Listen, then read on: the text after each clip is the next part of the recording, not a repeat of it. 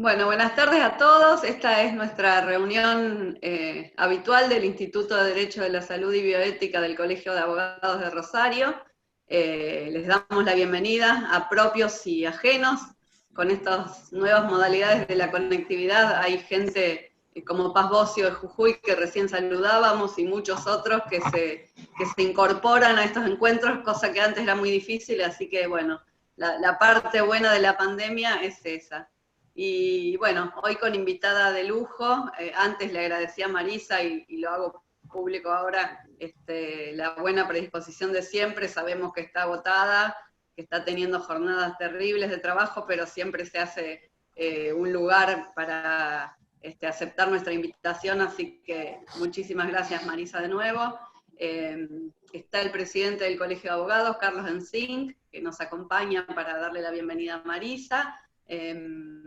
Y bueno, simplemente, no sé si hay quien no la conozca, Marisa, porque en el ámbito de nuestra disciplina es como un ícono, pero dos palabras sobre su hoja de vida y académica, si les parece. Marisa es abogada de la UBA, se especializó en Derecho Civil en la Universidad de Salamanca, hizo la actualización de Derecho Civil en la UBA, es graduada en Conducción y Gestión de Hospitales, está graduada también en la Procuración del Tesoro de la Nación en Derecho de la Salud, es profesora de la Facultad de Derecho de la UBA, y es la directora académica del... Sí, ya sé, Marisa, me haces con la manito, esto es importante. Es la directora académica del Observatorio en Derecho de la Salud de la UBA, que fue precursor en el país y que nos ha guiado a muchos, entre ellos a nuestro Instituto del Interior, en la manera de investigar y de avanzar en el estudio de las cuestiones relacionadas con el derecho de la salud. Hay muchas cosas más para decir de Marisa, ya sé que no le gusta, así que nada, darte la bienvenida y escuchar con atención tu exposición sobre el tema de salud digital, que sabemos que fuiste precursora en el desarrollo del tema de telemedicina, que estás muy empapada en eso y nos interesaba por eso en particular este tema. Una cosa más quiero decir, en este momento se está desarrollando un homenaje en el obelisco al doctor Miguel Ángel Duré, que acaba de fallecer, médico intensivista del Hospital Perrando de Chaco. Hoy nos comunicábamos con Julia López del Instituto de Resistencia, está muy, muy dolida la comunidad médica de Chaco, y bueno, nuestro pésame, los acompañamos y bregamos también porque se adhieran todas las provincias del país a la ley Silvio sobre protección de el personal de salud en estos momentos tan críticos que están atravesando. Así que, bueno, no sé, Carlos, si quieres darle la bienvenida a Marisa, decir unas palabras y podemos arrancar. Marisa, bueno, te doy parte del directorio del colegio, como en un momento hablamos y sabemos, el Instituto de Salud y Bioética es muy importante para nosotros y fue muy importante en todo este periodo, desde marzo hasta ahora. Así que contá con el colegio, contá con el instituto, para que por intermedio de ellas puedas recibir todo lo que consideres y hacer todas las actividades académicas que consideres. Un gusto recibirte y tenerte expositor acá en el instituto del colegio. Gracias. Yo, la agradecida realmente soy yo, me encanta acompañarlos en estas jornadas. Ustedes están haciendo una tarea increíble en un lugar que no ha sido golpeado tan duramente como el Chaco, por ejemplo, a quienes nos unimos en este terrible momento por el que están atravesando. Así que es justamente lo contrario. Yo soy la honrada, la agradecida de poder estar con ustedes y acompañar este magnífico trabajo que desde el instituto se realiza. Esas dos potencias juntas de Karina y de Julia son imparables, así que nada puede funcionar mal con ellas. Y yo les voy a pedir, tenemos en la audiencia, que no son audiencias, ¿no? Que son dos queridos amigos de la vida, dos grandes maestros, a Lili Fla y a Miguel Ángel Ciuro Caldani, a quienes le vamos a pedir que habiliten los micrófonos para que charlemos juntos. Si alguien puede enriquecer este debate, esta charla, esta comunicación que hacemos son ustedes. Así que abran los micrófonos y conversemos para clarificar algunas cuestiones. Tenemos que hacer una referencia obvia a esta alerta de Wuhan recibida por la Organización Mundial de la Salud hace apenas 6 meses. Una muerte que, decimos, provocó ese efecto dominó, ¿no? Que traspasó países, cerró fronteras, aisló ciudades, pasó de Asia a Europa, cruzó el Atlántico y llegó a nuestra América para propagarse y transformarse en una pandemia mundial. Colapsaron algunos sistemas de salud, de aislamiento preventivo a aislamientos obligatorios, uso de aplicaciones de georreferencia, vamos a hablar algo sobre esto, identificación facial, drones de seguimiento, la privacidad expuesta como nunca antes.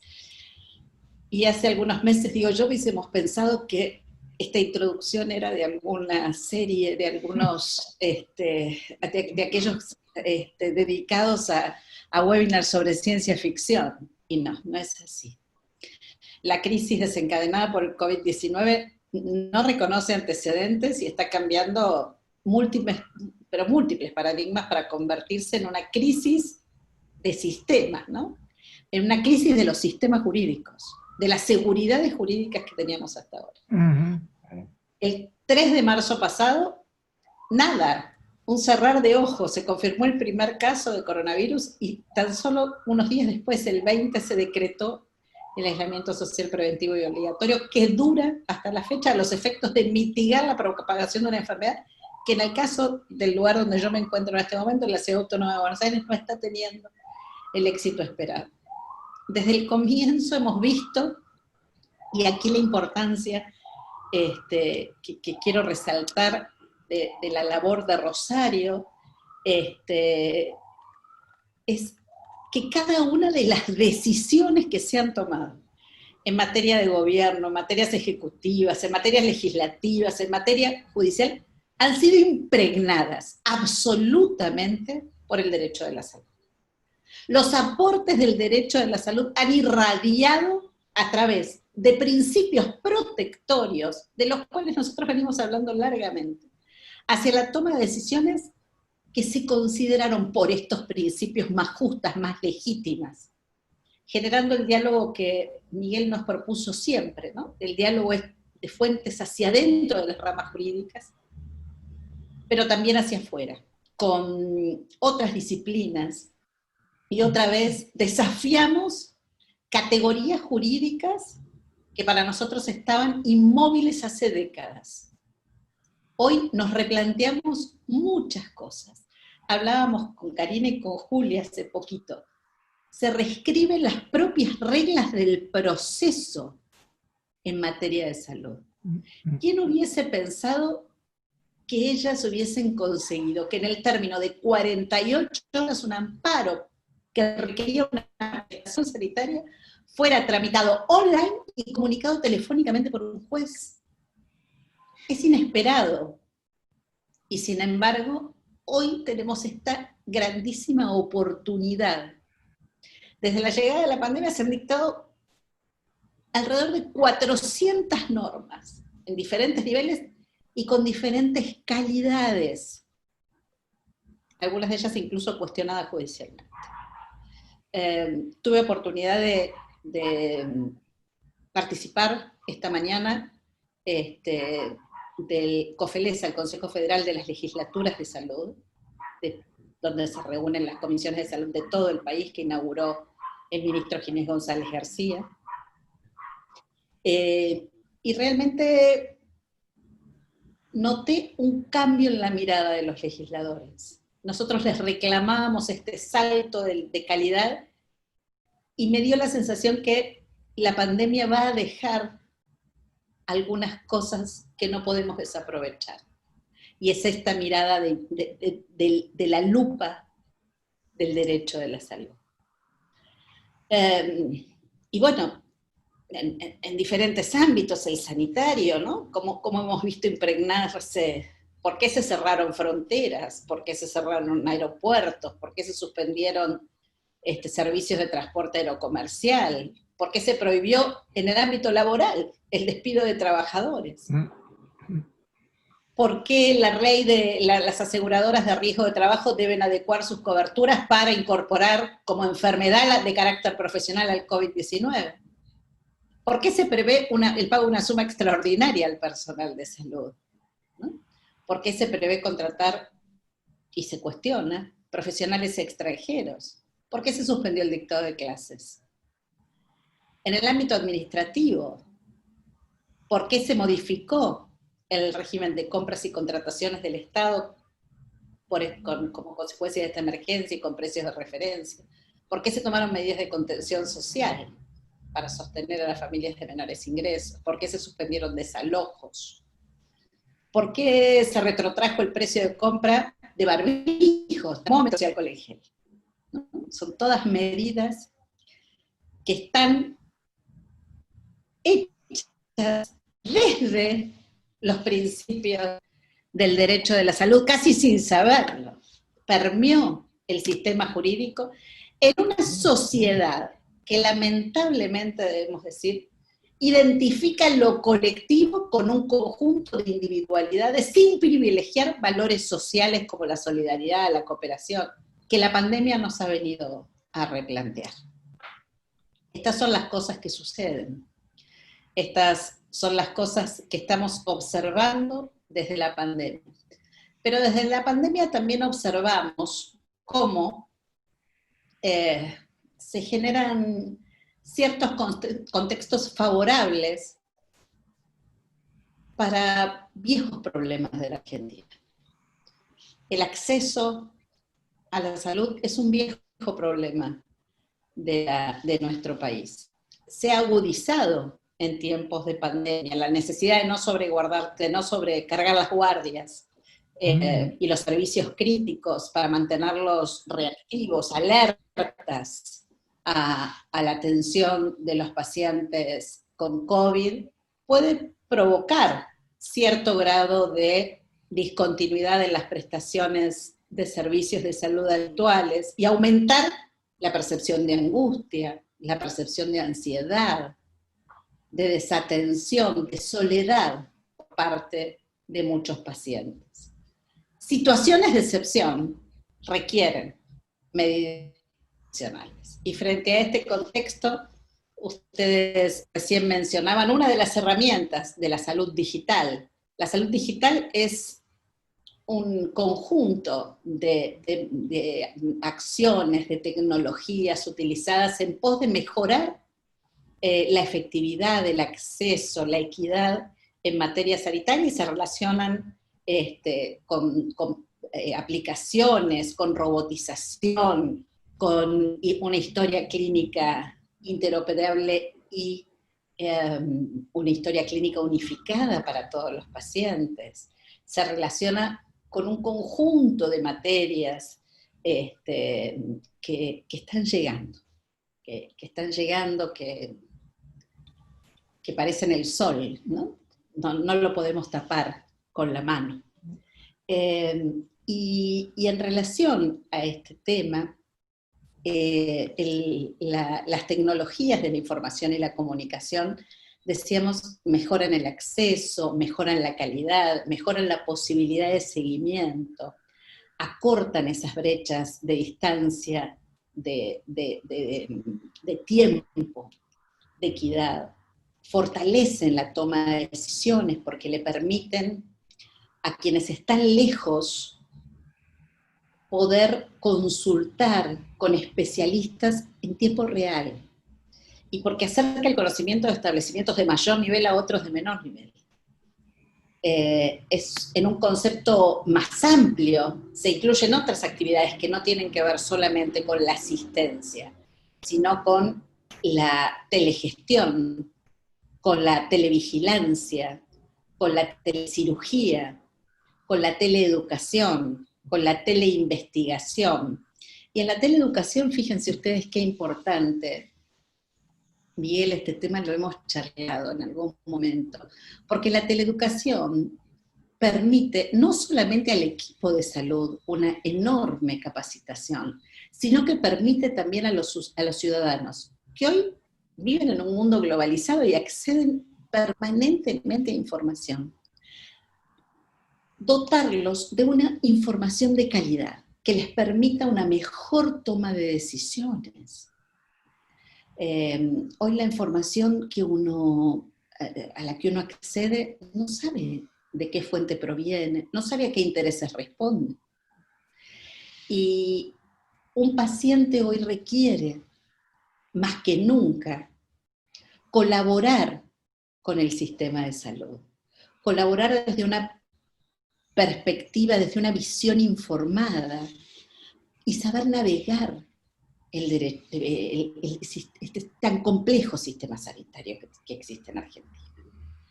Y para esto requiere de la colaboración de asociaciones de pacientes, de asociaciones científicas. Yo los invitaría a ustedes, muchas veces lo hacemos en las clases de posgrado, ingresamos juntos en un buscador, en Google, y cualquier tipo de tratamiento que uno incorpore al buscador, ¿no? Tratamiento de cáncer con arvejas, tiene una respuesta, y muchas respuestas. Y muchas, no una, muchas respuestas. Todos opinan, todos hablan. La pandemia también nos ha revelado los medios de comunicación con profesionales de la salud, que ni siquiera son especialistas en el tema, opinando de una enfermedad de la que nadie sabe nada, de la que poco se sabe. Y sin embargo, se animan a opinar de una manera que nos sorprende. Y decía esto de la teleeducación para pacientes, que hace a la cooperación y transferencia tecnológica, que se vincula a la salud individual, pero también a la salud colectiva, porque si algo ha revelado la pandemia también es esto: ha traído a la salud pública al centro de la escena, al lugar del que no se debería haber ido nunca y del que no debemos dejar que se vaya. En Argentina, frente a la emergencia sanitaria, la telemedicina adquirió un importante rol complementario de la asistencia médica presencial. Nunca va a reemplazar esa unión, ese vínculo, esa mano en el hombro, que dice más que 1000 palabras, ¿verdad? Que dice que todo va a estar bien, que confíe, que saldrá bien. Pero sí permite, en tiempos de pandemia, continuar la atención de muchas enfermedades que han quedado desatendidas. Muchos enfermos crónicos no concurren por temor a la asistencia médica. Y fíjense que esto importa riesgos importantes. La Sociedad Argentina de Cardiología lo viene describiendo situaciones de agravamientos de enfermedades crónicas, la Superintendencia de Servicios de Salud incluso ha recomendado a través de una resolución la implementación y fomento del uso de plataformas de teleasistencia y teleconsulta. Esto ha llegado para quedarse, no hay duda. Pero reitero, ha llegado para quedarse en el acompañamiento de la consulta, no en el reemplazo de la consulta. Este es el temor que nosotros vemos constantemente en algunas afirmaciones de colegios médicos que optan por rechazar las herramientas tecnológicas por temor a cómo se van a utilizar. Y aquí, en realidad, nosotros deberíamos prestar mucha atención a esta situación. Porque no es del todo errado el análisis que realiza. No podemos permitir que las teleconsultas se transformen en un call center barato de atención sanitaria, donde haya que llenar planillas y sacar pacientes como si fueran productos para cobrar una mísera suma a fin de mes. Esto no puede permitirse. Y ahí el gran ojo sobre la autoridad de aplicación. La Subsecretaría de Regulación y Fiscalización del Ministerio de Salud está mirando esta cuestión, por suerte, y están armándose interesantes estándares de calidad que se requieren para la atención. Uno dice, el médico que ejerce una consulta telemédica tiene que tener una especialidad, tiene que tener... No, es un médico especialista, que va a utilizar una herramienta, como utilizó el estetoscopio, como utilizó el tomógrafo. Es una herramienta más. Y el temor también de los que hemos participado, muchos de los que están aquí, de algunos eventos que el observatorio ha realizado, y vimos el temor de algunos financiadores del sistema de obras sociales provinciales que dicen que, y ahora voy a recibir amparos de los pacientes para que les provea una computadora, para que les provea internet para poder conectarse y pedir una teleconsulta. No. Todo en su justa medida. Por eso tenemos que bajar el nivel de expectativa muchas veces que se pone en lo que es esto, una herramienta más. Y sirve, sí sirve, para quien está lejos, para quien no accede a un diagnóstico rápido, para el que tiene el especialista en algún lugar remoto. Los especialistas atienden cerca de Dios. Los especialistas en el mundo se concentran cerca de las grandes urbes. Y muchos pacientes y muchas familias están meses y meses implorando por un turno. Para eso sirve esta herramienta. Pero no quiero quedarme solo con esto, porque a esta herramienta ya se han sumado otras tecnologías, ¿no? Se están sumando sistemas de inteligencia artificial, con el peligro de la elaboración de algoritmos.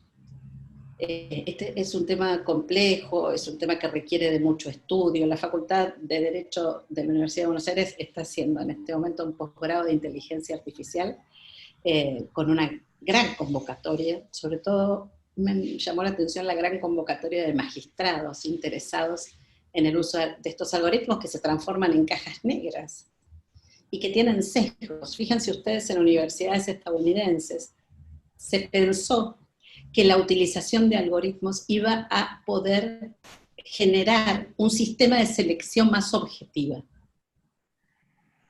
Y sin embargo el resultado fue peor que el de la elección personal. No entraron mujeres, ni entraron menos mujeres y entraron menos hombres negros. ¿Por qué? Porque el algoritmo lo que reveló fue sesgo de la carga de quien lo generó. No mejoró, revela el mismo sesgo. Y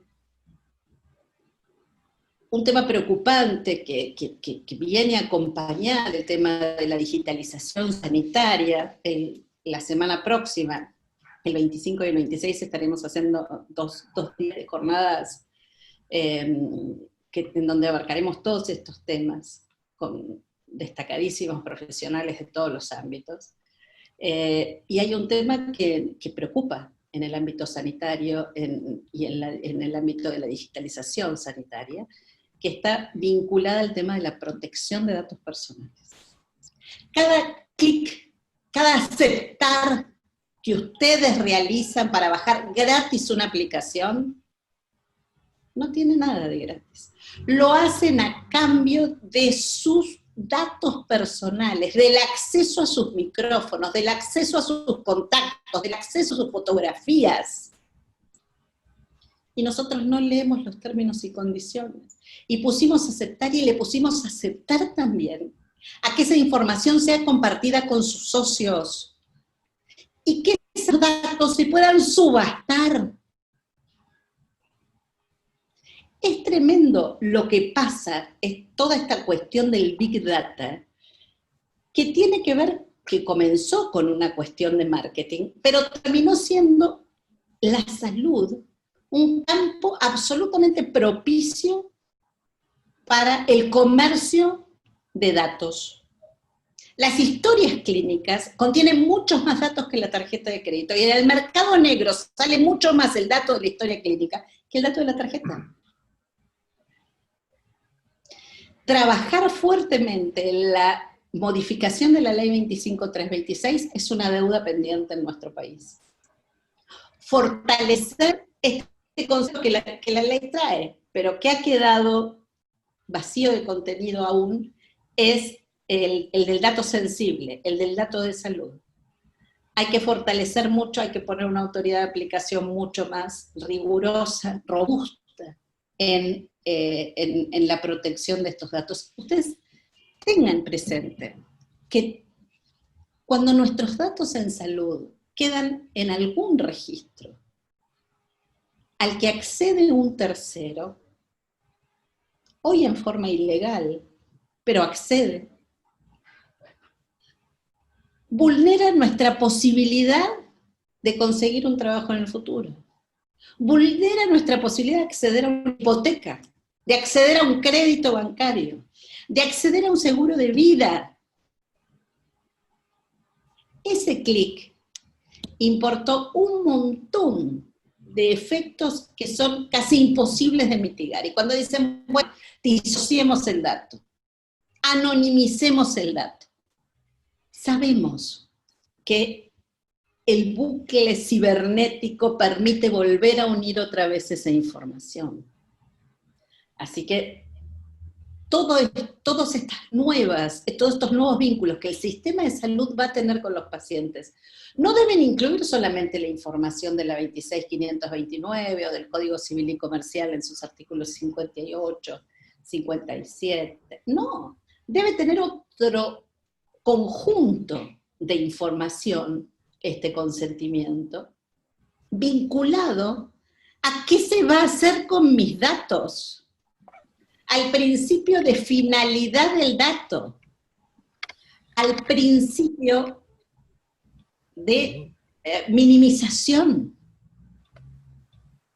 Hay montones de principios que se conocen, pero que no se aplican ustedes me están viendo, ¿verdad? Mi audio. Sí. Sí. Bueno, porque tengo perdida un poco la imagen. Y entonces les decía que sumamos sistemas de inteligencia artificial, sumamos algoritmos, sumamos algunas geolocalizaciones, se han visto en las aplicaciones de COVID, y el laboratorio de innovación de la facultad tiene hecho un relevamiento de todas las apps existentes en el mundo, y la guarda de información oscila entre los 15 días y los 5 años. ¿Para qué quieren información de COVID tanto tiempo?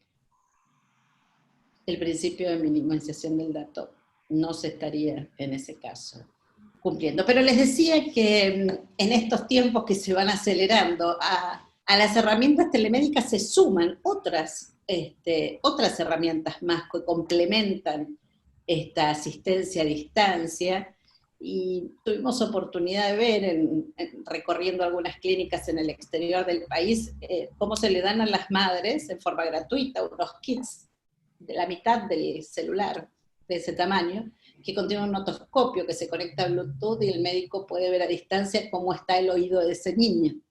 Un termómetro digital que envía la toma de la temperatura, medios para auscultación, distintas técnicas que permiten atenciones seguras, atenciones de calidad, con mayor frecuencia y sin necesidad de traslados innecesarios.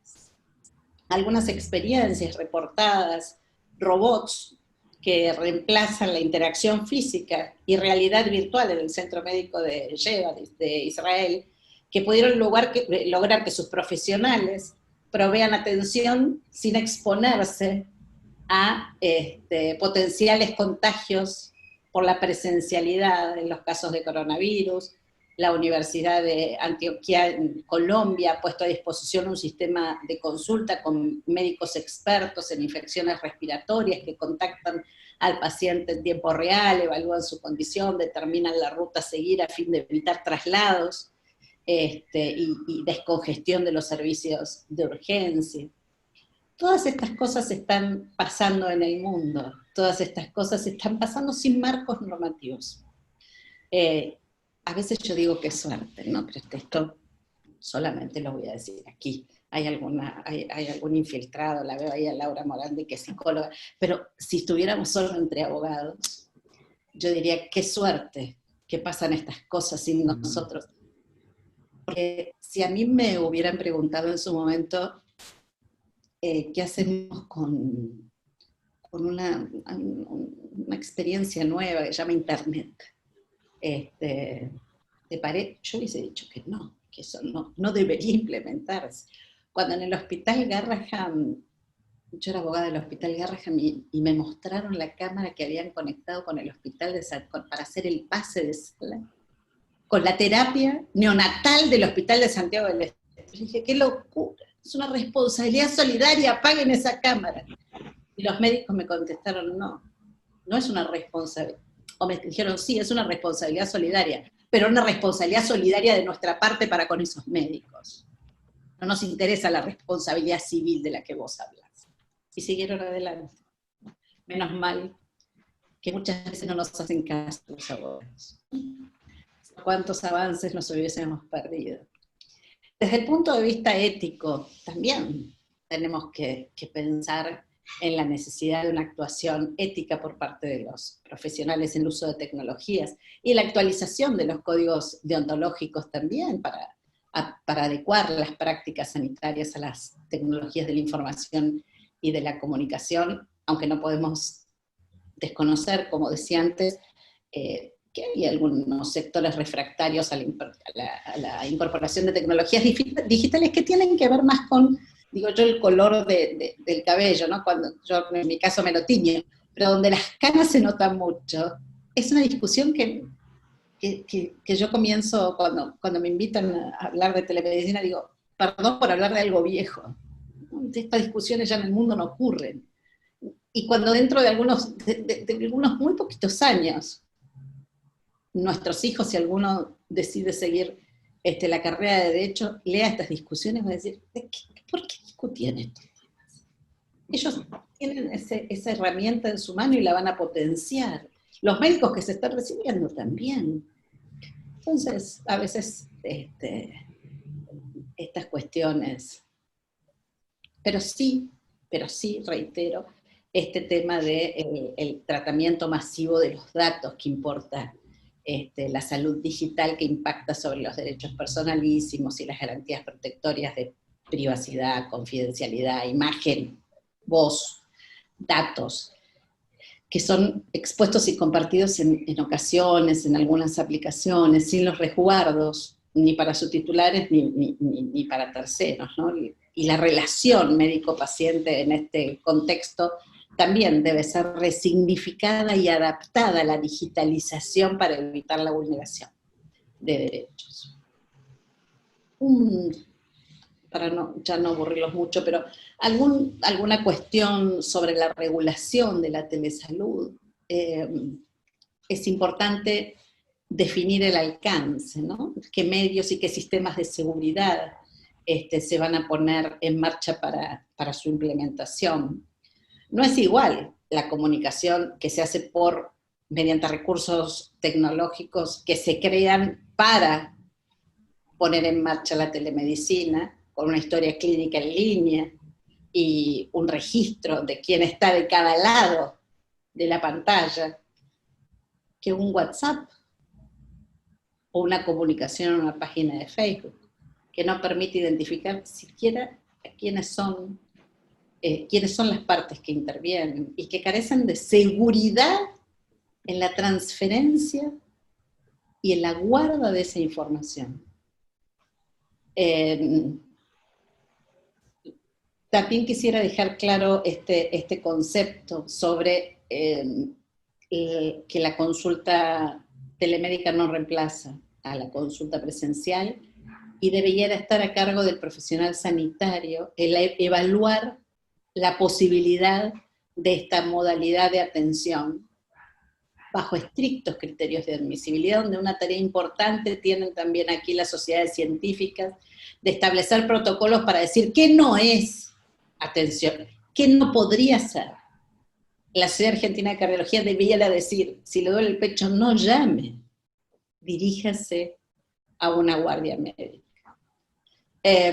También debe ser el profesional de la salud quien tenga a su cargo la oportunidad y la conveniencia de la conversión de la consulta virtual en presencial o la derivación a otro especialista, si el caso así lo requiere. El paciente tiene derechos, obviamente, a aceptar o a rechazar la propuesta de utilización de la consulta virtual, pero no le compete en esta época o en estos primeros tiempos proponer esta consulta. Para concluir, tres cuestiones centrales de la autoridad de aplicación. La capacitación. Hay un eje central en materia de capacitación médica. No cualquier profesional de la salud está capacitado para ello. Debe tener entrenamiento específico.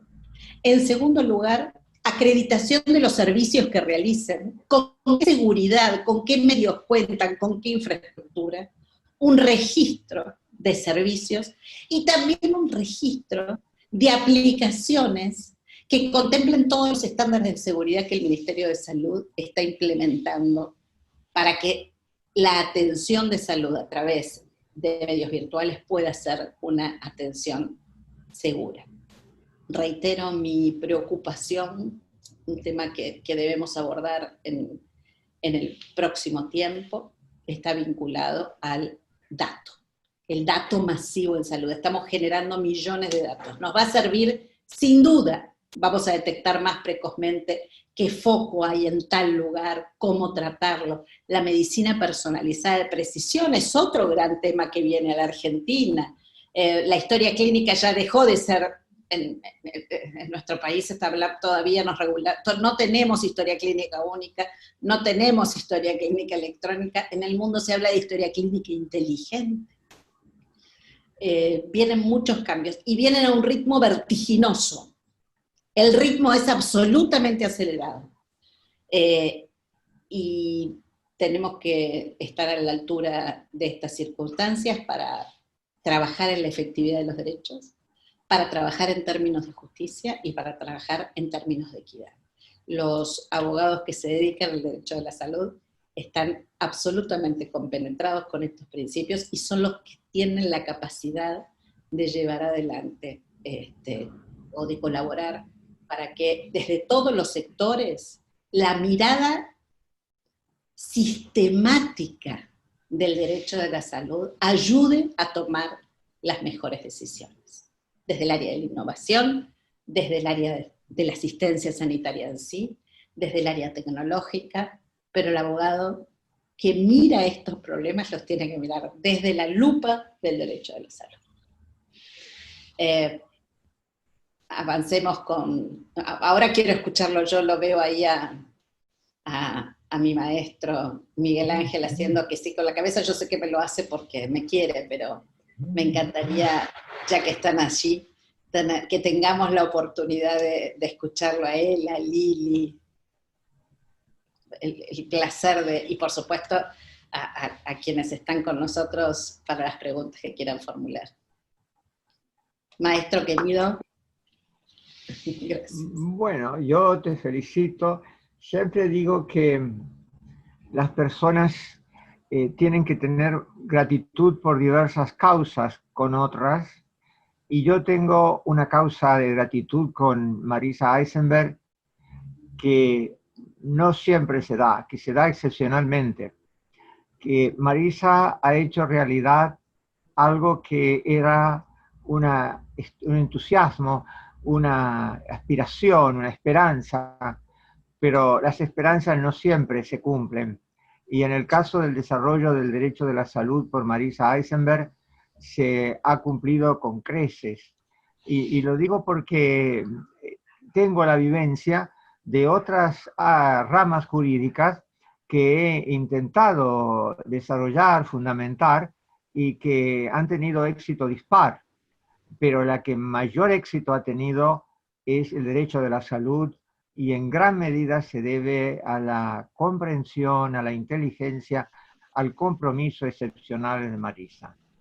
Y creo que este tema que ha planteado hoy es de muy especial importancia porque estamos frente a carencias de normas, como ella ha señalado, que son muy significativas, así como la pandemia es una carencia muy grande por novedad fáctica, tenemos una carencia por novedad técnica muy grande. Cuando hay una carencia, uno puede mirar hacia atrás, buscando respuestas del pasado, puede mirar hacia adelante, buscando respuestas a construir. Y yo creo que precisamente el desafío es mirar hacia adelante, no tratar de repetir el mundo que se fue, sino tratar de mejorar el pasado y el presente en un mundo mejor, en un mundo donde haya un diálogo entre los principios generales del derecho de la salud, que existen, ¿cierto, Marisa? Le digo porque alguna vez alguien los puso en duda, los principios generales del derecho de la salud, el principio de protección de la persona de cuya salud se trate, el principio de protección del cuidador de salud, el de beneficencia, no maleficencia, autonomía, de justicia, de bioseguridad, y el caso. Hay que mirar hacia adelante, con principios, no tratar de juzgar el mundo nuevo con los criterios de un mundo viejo. Y por eso te agradezco mucho tu exposición, porque una vez más abre caminos. Así que te quiero mucho, te agradezco mucho y confío que toda esta gente joven que está aquí y también otra que tal vez no sea tan joven va a poder llevar la causa bien adelante. Gracias. Gracias, Miguel. Yo también bueno, voy a decir, si obvio, puedo, obvio. que agradezco a Ciuro el camino que empezamos y por supuesto agradezco y felicito con las mismas palabras o mayores a Marisa porque creo que es única en este tema. Realmente estoy orgullosa de ella, la quiero, pero vale. Pero con respecto a los temas y un poco tomando lo que dijo antes Miguel Ángel, mirar con los ojos del pasado es anacrónico, cambiamos de época, aunque si nosotros nos retrotraemos a 15 años atrás y nos hablaba Marisa como habla hoy, nos hubiese parecido de ciencia ficción. Esto es lo que ha cambiado notoriamente y tenemos que darnos cuenta que entramos en un mundo diferente, donde una de las cosas fundamentales que también manifestó en todo este progreso, y yo pienso, por ejemplo, la telemedicina, que de lo que habló es lo más simple, digamos, pensado, hace 2 años la miraban como espantados, y hoy ya es palabra natural, con las limitaciones que habló Marisa y que conocemos. Lo único que también le preocupó a Marisa es la defensa de los derechos personalísimos, a lo que agrego en general los derechos humanos. Esto es lo que tenemos todos, médicos, abogados, profesionales de cualquier índole, tener en cuenta que no en nombre de cierto modernismo se violen los derechos fundamentales, que mencionaste vos hace un momento, y que me hacen pensar una cosa y voy a ser reiterativa, que siempre me preocupa, que hay grupos desventajados, que no es a lo mejor a propósito que están desventajados o que sufren desventajas. Nosotros tenemos una igualdad consagrada por la Constitución. No hay cambios o atentados arbitrarios, pero de alguna manera, aunque no sea a propósito, hay grupos que sufren desventajas. Creo que uno de los impulsos de esto que estaba hablando Marisa es tratar de superar esas desventajas de estos grupos. Bueno, nada más, la verdad que la felicito y la quiero, y a Ciuro también. Y yo a usted. Bueno, esto es una... Nos queremos mucho. Ya son declaraciones, quién sabe dónde Declaraciones de amor. Sí, pero bueno, obviamente que cada una de las palabras de ustedes me enorgullece y me compromete a mucho más.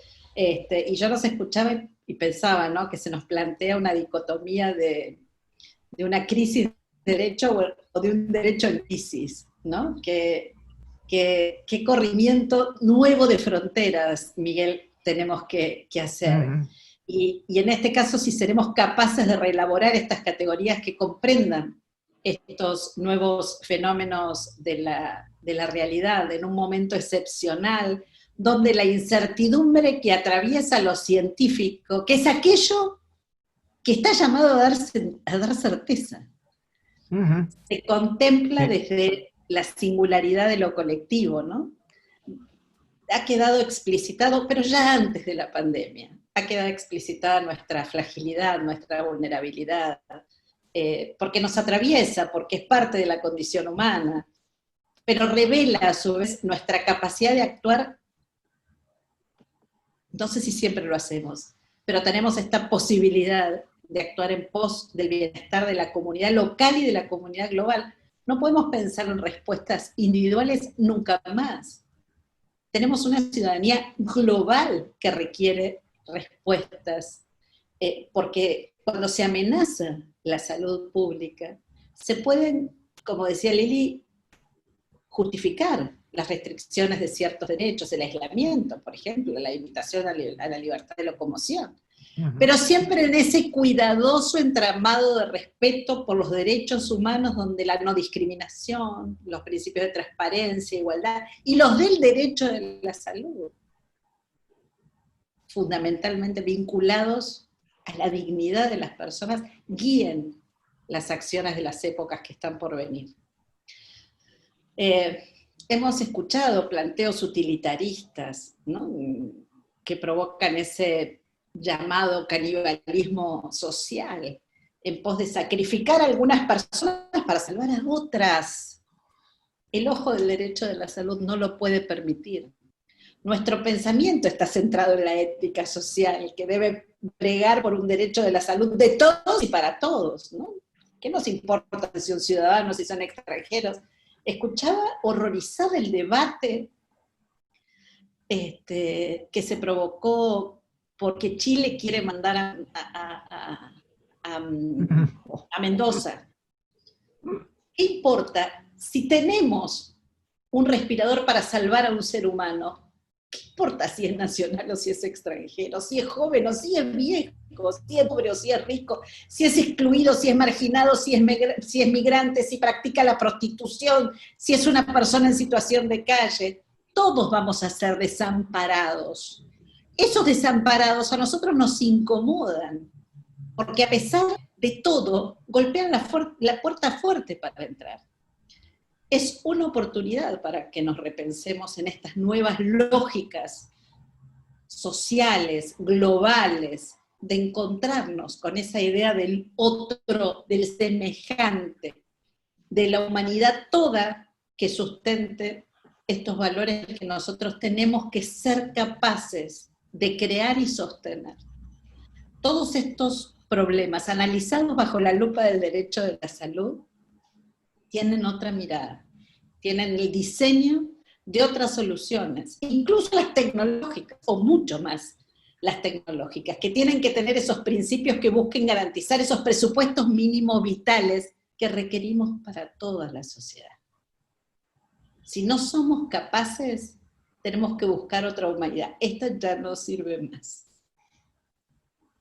Perdón, pero Hola, me Marisa. ha hecho reflexiones. Dianela. Hola, amorosa. Primero, felicitarte. No me sorprende que tu exposición brillante, así que eso, nos tenés acostumbrados.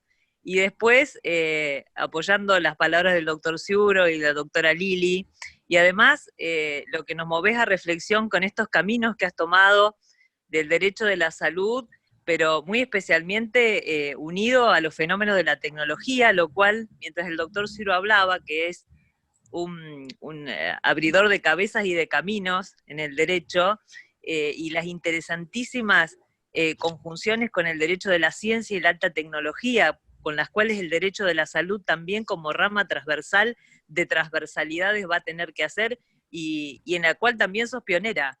Así que además de felicitarte, pensar en todo lo que el derecho de la salud tiene para aportarle a las ramas tradicionales, pero también a las mismas ramas transversales nuevas, creando este fenómeno de espesura jurídica entre ramas, ¿no? Te felicito, te quiero, me gusta siempre escucharte. Llegué tarde porque estoy entre clases, pero además de verte y de felicitarte a vos, las felicito a las chicas que organizaron la actividad, y bueno, nos vemos la semana que viene, pero igual no quería dejar pasar la oportunidad de mandarte un beso y felicitarte como siempre. Gracias, Marianela, pues sabes que es muy especial para mí tu cariño y tu saludo y tu reconocimiento. Gracias. Karina, yo voy leyendo aquí. Marcos, está Marcos Ibarra desde San Juan. Pregunto, en un futuro donde Internet, claro, la Internet de las cosas y la aplicación InHealth tomen el protagonismo, ¿las relaciones pueden pensar teniendo en cuenta el futuro de liderazgos compartidos del sector? Claro que sí. Sin duda, va por allí. Esta semana tuve oportunidad de analizar algunas cuestiones que nos parecerían, de nuevo, ciencia ficción. Unos dispositivos que se llaman médico virtual, no hay nadie detrás de la línea. Y lo peor de esto es que tienen probada la eficacia ven imágenes sobre todo, detectan con mayor prontitud algunas patologías que el ojo humano no detecta. Es un mundo atravesado por la virtualidad, por la Internet de las cosas, que va a permitirnos estar estas ciudades inteligentes, las City, todo esto se pensó para tenernos interconectados, y sin embargo, estamos más aislados que nunca. Se decretó el aislamiento social preventivo y obligatorio. Miren qué paradojas nos presenta el advenimiento de la tecnología, ¿no? Estamos todos comunicados y sin embargo estamos cada uno de nosotros solo, con su peso, con el peso de su humanidad, sin poder salir de nuestras casas. Esto debiera llamarnos a una clara reflexión sobre este conjunto de individualidades, ¿no? Este conjunto de individualidades que no hace una sociedad. La sociedad tiene que tener otras reglas, ¿no? Tiene que ser distinta. Así que sí, Marco, claro que sí. Me resulta muy interesante eso, Marisa, y en relación a lo que vos mencionabas. Respecto a algunas medidas que se fueron tomando, quizás más al inicio de la pandemia, pero creo que todavía están vigentes muchas, de cerrar fronteras, de restringir el acceso a las ciudades, que desde algún punto de vista pueden resultar razonables, pero me parece que hay un trasfondo que tiene que ver con lo que vos decías, ¿no? Esto de que somos todos una comunidad global y que nadie va a salvarse solo. No van a morir algunos y otros no porque estén encerrados en un búnker, ¿no es cierto? Esto es una cuestión, me parece que hay que pensarla de una manera más global, si se quiere, más desde el punto de vista de la humanidad toda. Y además me interesa esto, quizás para otra charla, pero para que lo pensemos, el tema de las causas profundas de esto. ¿Pudo haberse evitado una pandemia? ¿Con qué medidas pudo haberse evitado? ¿Pudo haberse evitado dejando de hacer tal cosa? Como humanidad me refiero. Ya sé que es una cuestión quizá mucho más profunda que da para otra discusión, pero me parece un tema interesante. ¿Qué pudimos haber hecho como humanidad que no hicimos? ¿En qué fracasamos, entre comillas, para haber llegado a esta instancia, ¿no es cierto? Sí, claro, parece que... Sí, Miguel. Doctor. ¿Cómo? Sí, Miguel. Sí, yo pensaba que, en primer lugar, el egoísmo como lo plantea la gente, es siempre anacrónico, porque somos parte de una especie que es quizá única en el universo y que tenemos que cuidar. Somos una especie que cree, por lo menos, que tiene conciencia y tenemos que cuidarla. Y yo creo que la pandemia, si tiene algunas cosas útiles, provechosas, es mostrarnos que el egoísmo es anacrónico. No solo es acósmico, el egoísmo es acósmico, porque es en contra de la posición de una especie que se debe preservar porque es única de lo que sabemos en el cosmos enteros. Y además de ser acósmico, se ve que es anacrónico porque no responde a las necesidades de la humanidad actual. En tiempos de la globalización a la que tenemos que responder con una responsabilidad mundial por la salud, mucho más grande que la Organización Mundial de la Salud, el egoísmo es totalmente anacrónico. La salud está en peligro en el planeta. Necesitamos una organización mundial, verdaderamente mundial de la salud. No es posible que la primera reacción sea cerrar brutalmente las fronteras. Esto es porque nos falta algo. Si hemos recurrido a esto que es tan contradictorio de los derechos humanos y del estadio de la conciencia, como es decir que una persona que vive a 50 kilómetros no puede entrar a nuestro país, es porque algo anda mal, algo falta. Y lo que falta es una organización mundial de la salud verdadera, me parece a mí. La globalización, sin duda, Miguel, ha dejado en evidencia en tiempos de pandemia qué pasa con los organismos internacionales y cómo tenemos que pensar su rediseño en la pelea por los fondos, la amenaza por sacar el dinero de la Organización Mundial de la Salud, la pretensión de acallamiento, la poca...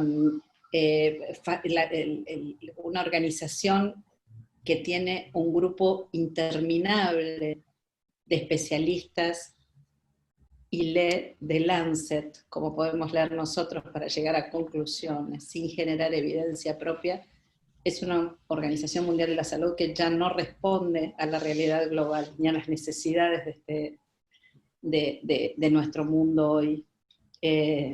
Así como también se ha revelado que el riesgo de la humanidad también depende de un gobierno o de un gobernante que trata de gripecita a la pandemia o que pide que la gente se inyecte lavandina para sanarse.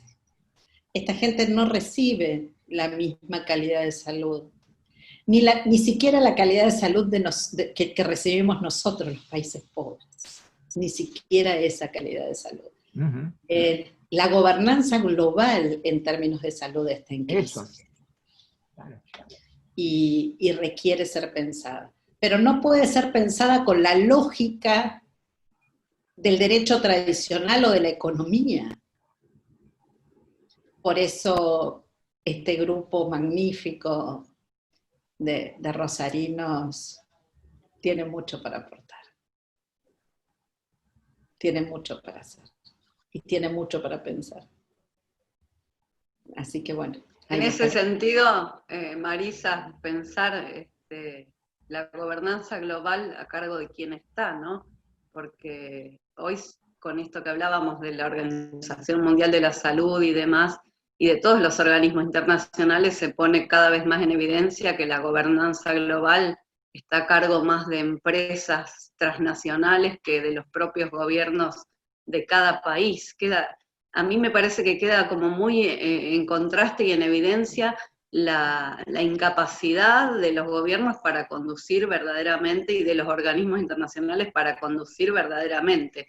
El poder está en otra parte, y el doctor decía, la salud está en peligro en todo el planeta, y comparto, la salud humana está en peligro en todo el planeta, pero en el trasfondo de eso también me parece que la salud del planeta está en peligro, y no es un tema menor, y me parece que quizás es causa también de esto que está sucediendo, y deberíamos también, entre todo esto que tenemos para considerar, pensar en eso, ¿no? Somos una especie quizá única en este planeta, pero que desde nuestra egoísta, como decía el doctor, visión antropocéntrica, quizás estamos irrespetando a las otras especies y allí esté también un problema a considerar. Ya sé que nos estamos yendo mucho por las ramas y no los quiero distraer, pero me pareció que venía a colación de lo que destacabas vos y el doctor. Ha cambiado nuestra forma de morir, ¿no? La forma de morir. Es que todo lo que están diciendo es real, y hay filósofos en este momento que piensan que como consecuencia de la pandemia va a venir una solidaridad. Me refiero a Gambén, o Harari, o el coreano, que nunca me acuerdo el nombre, pero yo estoy dudosa sobre ese tema. Es un trabajo que hay que hacerlo cada uno desde su lugar, y como yo siempre repito, de alguna manera nosotros nos tenemos que convertir en agentes multiplicadores, porque nuestro pensamiento lo tenemos que ir ampliando para luchar justamente contra el egoísmo, contra la forma en cómo se manejan estas organizaciones internacionales, o lo que vos hablabas, de la cuestión de empresas o de negocios. Cómo salir de esta cuestión tan cerrada y ir para más adelante con otro criterio. Y yo creo que va a ser posible. Yo creo en los jóvenes. La pandemia no va a producir un milagro. No se hagan la idea de que va a producir un milagro. Si no lo produjeron las guerras mundiales en que murió tanta gente, ¿por qué lo va a producir la pandemia? Lo que sí la pandemia ha hecho es evidenciar la debilidad del egoísmo. Evidenciarla no quiere decir llevar al triunfo la generosidad o el consentido de especie. Simplemente nos da un arma que tenemos que saber aprovechar. Hoy se ve que el egoísmo en la vida, mi vida no es tu vida, es anacrónico. Es acósmico y anacrónico. De que se vea a que lo vean, como me parece que entiende Lili muy bien, hay una diferencia muy grande. O sea, una cosa es que sea y otra cosa es que lo vean. Ojalá lo vean. Ojalá lo vean, y ustedes tienen mucho por hacer, que son jóvenes. Exactamente. Pero no porque sea indecente va a dejar de ocurrir. Deja de ocurrir si logramos que deje de ocurrir. Y por eso yo digo que somos agentes que tenemos que ser agentes multiplicadores. Cada uno desde su lugar multiplicar. Perdón por la interrupción. No, excelente, Lili, excelente, y me encanta, y les agradezco a vos y al doctor Ciuro el empuje que le ponen siempre y el optimismo no pusilánime, ¿no? El marcar las cuestiones y señalarnos que podemos hacer algo con eso, porque uno muchas veces se encuentra un poco perdido y ve todo eso y decimos, bueno, ¿qué podemos hacer? ¿Cómo podemos visibilizar? Entonces me parece importante destacarlo y que podamos cada uno desde nuestro pequeño lugar destacar las cuestiones y trabajar en pos de esto. Así que muchas gracias a los dos por sus intervenciones. Mari, no te queremos robar más tiempo. Hay una pregunta que es interesante, volviendo más al tema en concreto de la salud digital, respecto de la equiparación del acto médico con o sea, si una teleconsulta puede ser equiparada con el acto médico y qué responsabilidad le cabe en tal caso al profesional de la salud. 2 palabras si nos querés comentar sobre eso. Sí, por supuesto. Y Carlos conoce mejor que yo la respuesta, pero él la hace para facilitarme poder hablar sobre esto. Es cierto que, sin duda, la teleconsulta es un acto médico. Es un acto médico que genera la misma responsabilidad que el acto médico presencial, pero que debemos diferenciar en 2 instancias. Hay consultas que tienen que ver, y se relaciona a otra pregunta que hace allí alguien de apellido ruso que está un poquito más arriba, que tiene que ver con la matrícula profesional también. Nosotros tenemos un acto telemédico que vincula al paciente con el profesional en forma directa, que pueden estar en la misma jurisdicción o en diferentes jurisdicciones. Y tenemos una que es muy habitual también, es la que promueve el subsector público en nuestro país, también hay instancias de la creación de los programas de las oficinas de comunicación a distancia del Hospital Garrahan, desde la actuación del doctor Mauro Castelli, a quien no podemos dejar de mencionar cuando hablamos de telemedicina. Él lo escribió en un papel y lo hizo a través de un fax. Él imaginó y diseñó esto a través de los medios que tenía a su alcance en ese momento. Y entonces decía, en la misma jurisdicción, ahí no habría problemas, se trata de un acto médico que genera la misma responsabilidad. El problema es cuando se está en extraña jurisdicción. Ahí se plantean estas situaciones. Si es un médico el que atiende a un paciente en interconsulta, donde hay otro médico adelante, no importa, porque en definitiva quien se hace responsable por esa consulta médica es el que está al lado del paciente en esa jurisdicción y que tiene matrícula habilitante para la actuación profesional, porque el acto sucede donde está ubicado el paciente. En los contratos informáticos, la ley aplicable es la que está y nosotros sabemos que las 24 jurisdicciones de nuestro país tienen diferentes, la mitad y la mitad. Hay colegios médicos que otorgan la matrícula y en otros casos son los ministerios de salud los que dan las matrículas profesionales a los médicos. En ese caso, sí habría un acto médico ilegal, porque no habría matrícula habilitante para la actuación en donde se encuentra ubicado ese otro paciente que está en otra provincia. Esto hay maneras de resolverlo. Se puede habilitar los propios, quienes otorgan la matrícula jurisdiccional pueden habilitar el acto telemédico. El Ministerio de Salud Nacional puede habilitar, a través de un convenio interjurisdiccional, una matrícula federal para el acto médico. Hay diferentes herramientas, todas ellas se han conversado en las mesas en donde se están tratando esto. El Ministerio de Salud me parece que tiene clara cuáles son las alternativas, ahora hay que decidir cuál tomar.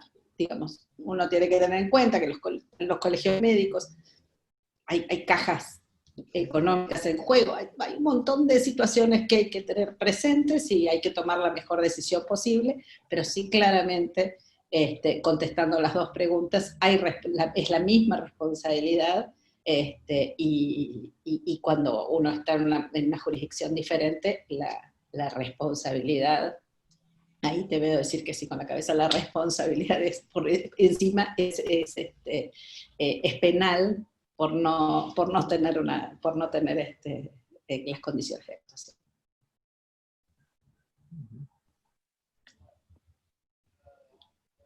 Bueno, Marisa, muchísimas gracias. No vamos a terminar, no te ilusiones, porque te voy a habilitar para otro tema, porque cuando hoy nos conectamos más temprano, hablaste un poquito, y me parece que es súper interesante que hablemos sobre la forma de morir, que también ha cambiado con esta pandemia. Y si bien no es un tema, digamos, que se está tocando mucho, me parece que es un tema que nos interesa y que tiene una mirada bioética muy profunda, y que me gustaría que te refieras y que digas algunas palabras al respecto. Sí, la dignidad como principio que atraviesa el derecho de la salud, la bioética, el bioderecho, como principio casi fundante, tiene que ver con todas las etapas de nuestra vida. Y sobre todo, en el caso de la pandemia, ha quedado en evidencia que la muerte ha cambiado. Se produce una muerte en soledad, una muerte que ha roto ritos ancestrales. Mi familia ha respetado siempre la tradición de los rituales judíos, y en mi religión no se crema, se entierra a las personas. En muchos países se adoptó la disposición de cremar, lo cual de siglos se han roto. Se han habilitado en países, en Italia fue el primer país, velatorios virtuales.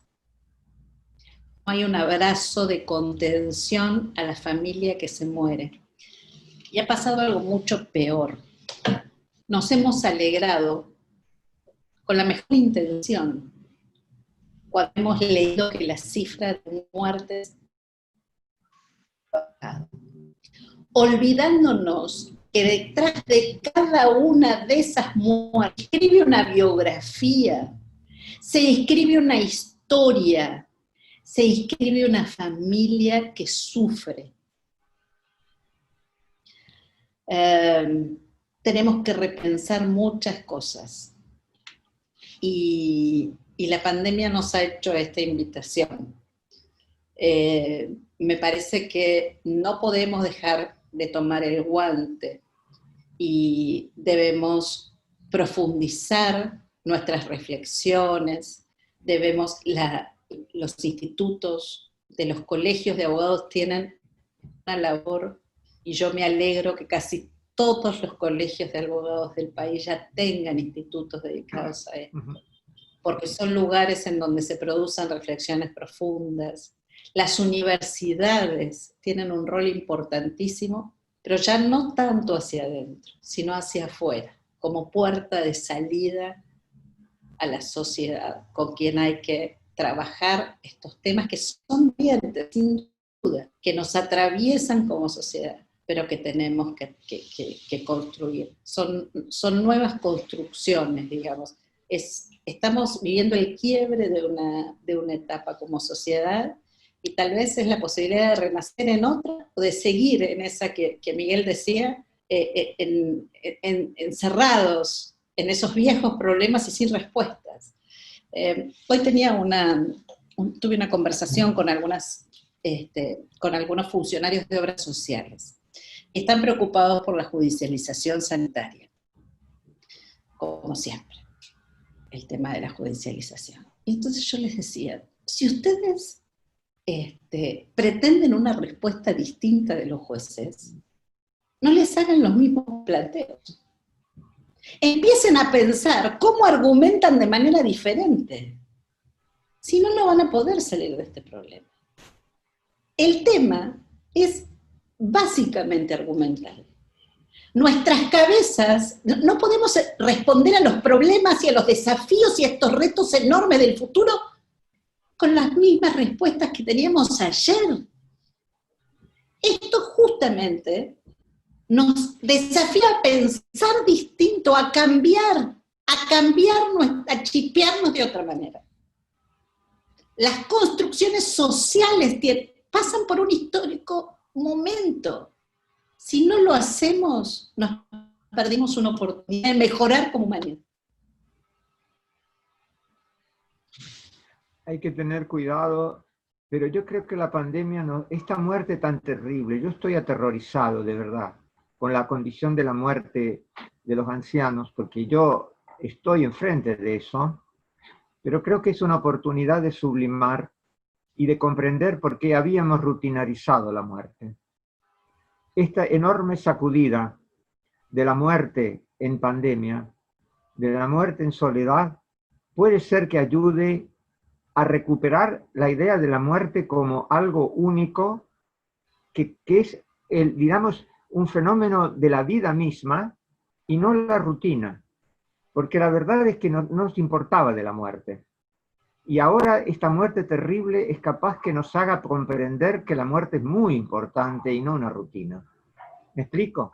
O sea, habíamos llegado a ignorar la muerte. Y ahora creo que la vamos a recuperar, con un precio inmenso, porque pocas veces he visto una cosa tan terrible como una persona entubada.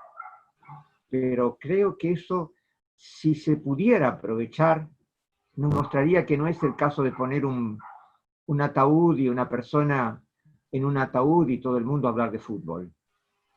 A lo mejor lo terrible de la muerte en pandemia haga que algunas personas dejen de hablar de fútbol cuando la gente muere.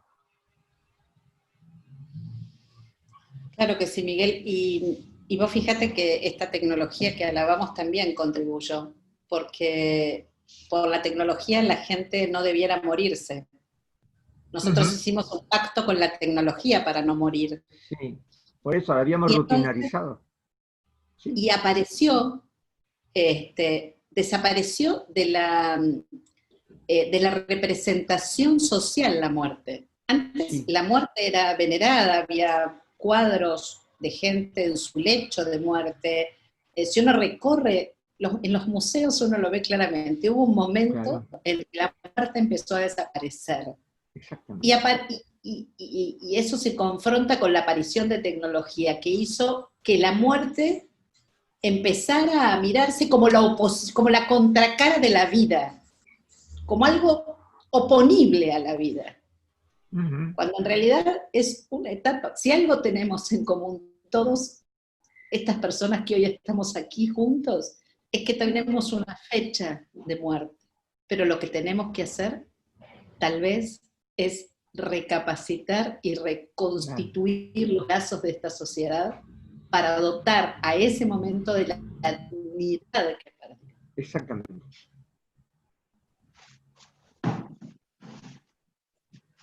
Bueno, precioso para cerrar la reflexión, y me encantaría, lo hablamos el otro día con el doctor, lo volvemos a comprometer, ustedes saben, y para los que no saben, los invito desde ya a las jornadas que iban a ser jornadas rosarinas de Derecho de la Salud en forma presencial en el mes de septiembre.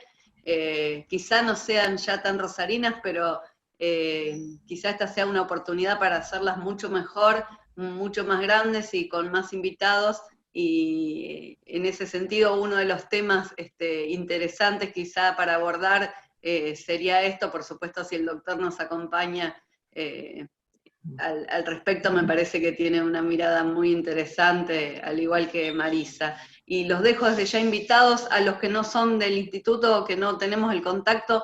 Si nos quieren arrimar el contacto, está bueno para convocarlos a las jornadas que van a ser, Cari, 5 y 6 de septiembre. No. Son jornadas nacionales, la sede va a ser en Rosario, pero son jornadas nacionales con invitados. Ahora esta virtualidad nos va a permitir, digamos, tener invitados también internacionales, así que van a quedar registradas, van a quedar grabadas, están todos invitados y van a ser el 3 y 4 de septiembre. Ya le vamos a ir haciendo los anuncios de todas las charlas, los temas, todos los invitados, así que bueno, por supuesto que están Marisa y Miguel y Lili, son... abonados. Son esenciales en la jornada, y Marisa sabemos que es la que nos empuja a todos, que conformamos una red federal de salud, por eso está representado todo el país y bueno, todas las realidades diferentes que vivimos también en el ámbito de la salud. Así que la verdad que fue un lujo escucharlos, muchísimo agradecimiento de mi parte, porque cuando le pregunté a Marisa, fue automática la respuesta, siempre es tan generosa, ella siempre está a disposición, y la verdad que para nosotros es un lujo enorme tenerla como invitada en el Instituto de Salud y Bioética del Colegio de Abogados, y la verdad que fue una charla preciosa. Marisa, muchas gracias Miguel Ángel Cero Caldani por participar, y Lili Flack, son la verdad que maestros y referentes en toda esta materia.